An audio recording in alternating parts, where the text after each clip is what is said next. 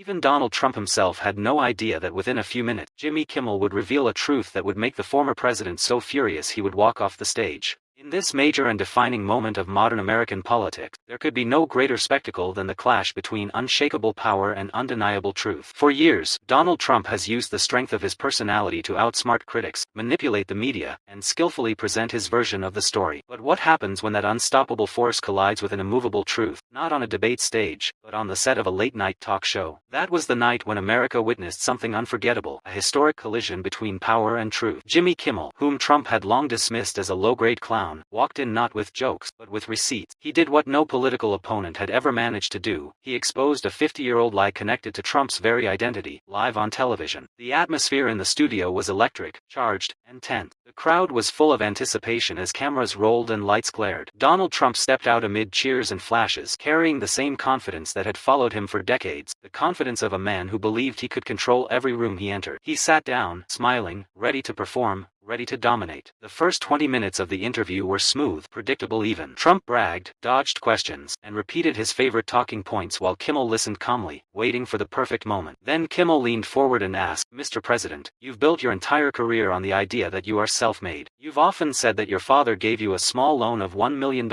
and that you turned it into a $10 billion empire. Is that true?" Trump smiled proudly, nodding. "Yes, a small loan. I built something huge out of it. Most people don't have the brains for that. I did." The audience laughed and applauded. For a few seconds, Kimmel remained silent. Then he spoke again, his voice steady but sharper this time. "I'm glad you brought that up." From beneath his desk, he pulled out a thick brown folder, sealed with the mark of the New Jersey Casino Control Commission, dated 1991. "We did some research for this interview," Kimmel said. "This is the certified report from the commission's investigation into your father, Fred Trump. It was unsealed last year. We spent the last month reading all 800 pages." Trump blinked, his smile fading slightly. Kimmel continued, "In this report, it is detailed that when your casino empire was collapsing, your father orchestrated an illegal scheme to bail you out, using tax fraud, hidden funds, and false valuation." The studio went silent. Trump's face tightened. He tried to speak but couldn't find the words. Kimmel went on, "According to this report, that so-called $1 million loan wasn't exactly what you said it was. It was closer to $400 million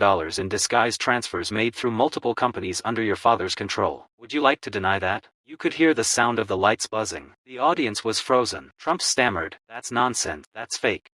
But before he could finish, the screens behind them began showing the scanned pages of the report, signatures, dates, transaction slips. For the first time, America saw Donald Trump fall silent. The man who always had the last word suddenly had none. His eyes darted between the papers and the cameras, realizing that millions of viewers were watching this unravel live. Jimmy Kimmel didn't smirk, didn't gloat. He simply closed the files slowly and said, "Truth doesn't need applause, Mr. President. It just needs